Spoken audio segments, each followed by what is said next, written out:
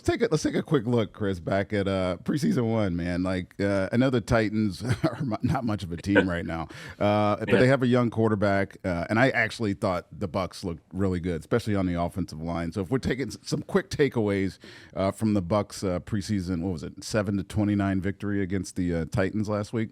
Yeah, it looked like a low scoring, and then it kind of at Right. the end Well, there, the debatable interception return, but it was a great effort. So give it yes. to Some Roman Parodi. some Yeah, people cared about that final score I line. think so. They preseason football. They've added interest, but I no, and you see things, and that's what I like, Ronnie. You see three or four things on one play that we don't see, and you got to point out the one to the audience that we have, or the replay, the thing that you think is most important. But I worry about personalities, numbers, stats, all those kinds of things that we have to do to help to work with you as an analyst in the booth. But I got to tell you, for the Bucs, what impressed me was the offensive line, and we mentioned that, hey, when they're healthy, they're one of the best in the league. You think of the Eagles, the Lions, and they're right up there. And that average per carry last year, which was record setting. Yes, it was. After the year before, remember the run game was Oh, it so was they pathetic. got I mean, I don't yeah want to say it like that, but it was right bad. It was just yeah kind of an afterthought.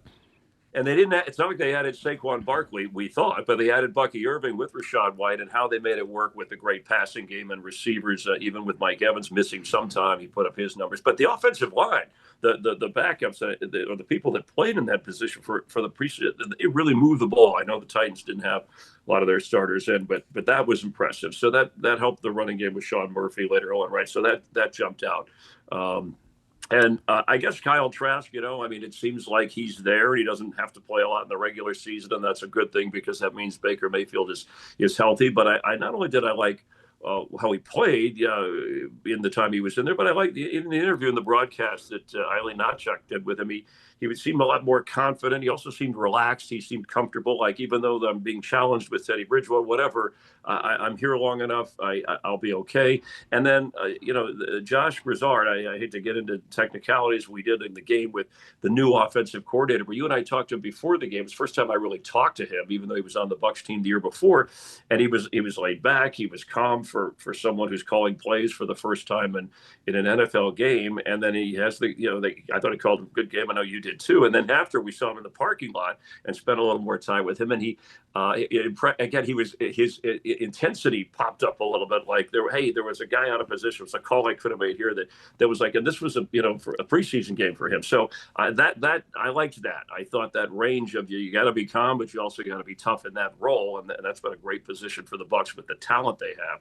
So to me, overall, and I usually leave the defense to you a lot, and Nick Jones having the sack and the pick. Nick Jackson. Nick Jackson. Yeah, Yeah, sorry. Yes. The way Jackson, the way he had that one-handed grab was like deceiving to the eye, to the human eye, and he's a linebacker from Iowa, free agent. That's another thing. Just like Sean Tucker, the free agents that they get along with the draft picks. Tampa's all. That's why preseasons are fun with this team, or at least more entertaining, maybe the most, because they really have a chance to stick and produce. So overall, that's a lot jumped out, and the crowd was into it, even despite a little rain before. Little rain. I actually was surprised how many people were in the stands. And, as you just sat there and listened to Chris talk, you could see how prepared play-by-play guys have to be. They know everything about everybody. It always amazes me because, obviously I just sit back and analyze and look at plays, and I do my write-up of all the players.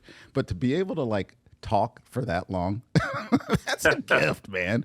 To me, it's not easy to do. I always think, could I be a play-by-play guy? And then I sit in a booth next to Chris, and I'm like, there's no way I can be a play. No, there's no. Well, way. you got there's some there's a lot of good ones out there, as fans know. But the other thing too is with so many different sports, the pronunciations, right? That's really, you got it, and things they may look one way, and then you ask somebody. And like Bazelak, the quarterback who played, the backup.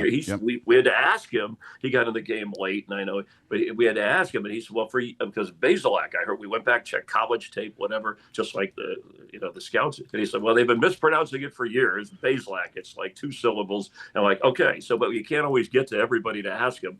But then I always write things out phonetically too, because if there's audio or am I distracted and I call the name and it's not a familiar name, then naturally you say you want to make sure that's important to the person's family, to those people watching. But anyway, that's all part of, people, hey, we show up, we call a game, that looks fun, but there's a lot of work involved, but it's good work because you like what you're doing. Absolutely. There are some tough names on some that are, once you get it, like Servassier Dennis, that's a fun name to say, by the way. That's a great one.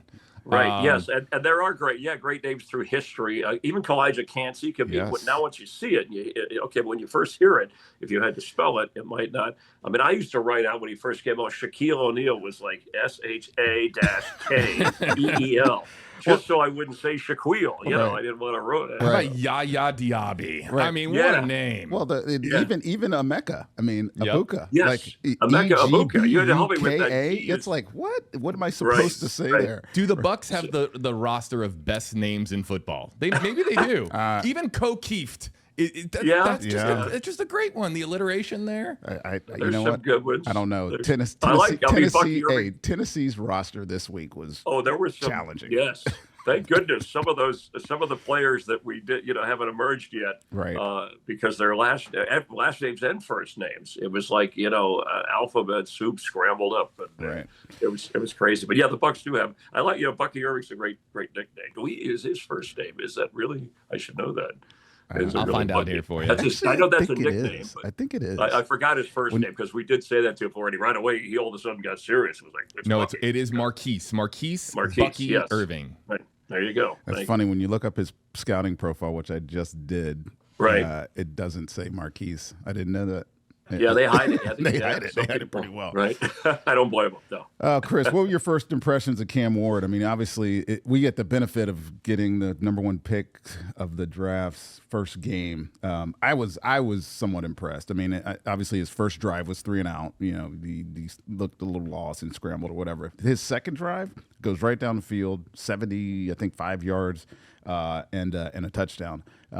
Cam Ward is. I think this team's going to struggle. I think Tennessee is going to be a tough team to watch this year.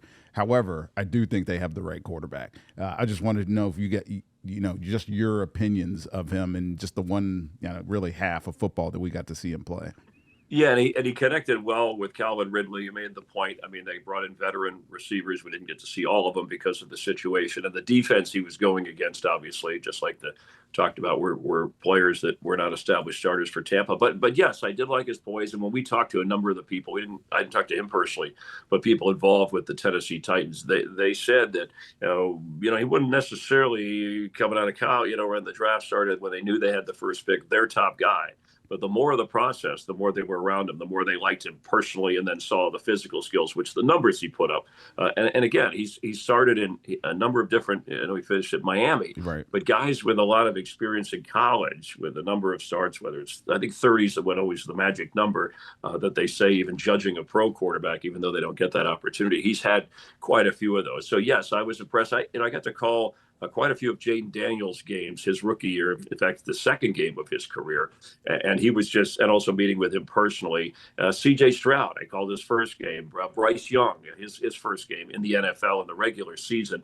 And I got to tell you, you couldn't tell with Bryce Young because and people were ready to bury the guy. But then the coaching changed. Then the following year, I called his games. He was like a whole new guy. So we have to be a little careful, being quick to judge. But yes, my impressions were his mobility, his grasp of at least what they wanted to do offensively, and what we hear from the team commanding the huddle, showing the leadership that's genuine. I think that stands out because last year you saw rookie quarterbacks like Bo Nix is another one who broke through right away. But the coaching and the players around them, they had it. And I don't know if Tennessee has. We don't know yet, but you know the talent. You judged it around them. Right. They have ways to go before I think they get to that level where so hopefully he will be able to show his skills and mentally not get beat up in the process. Right. The one thing that stands out to me is his poise. I mean, even in practice, because they practice with him. Yeah, you saw that. Yeah, he's so poised.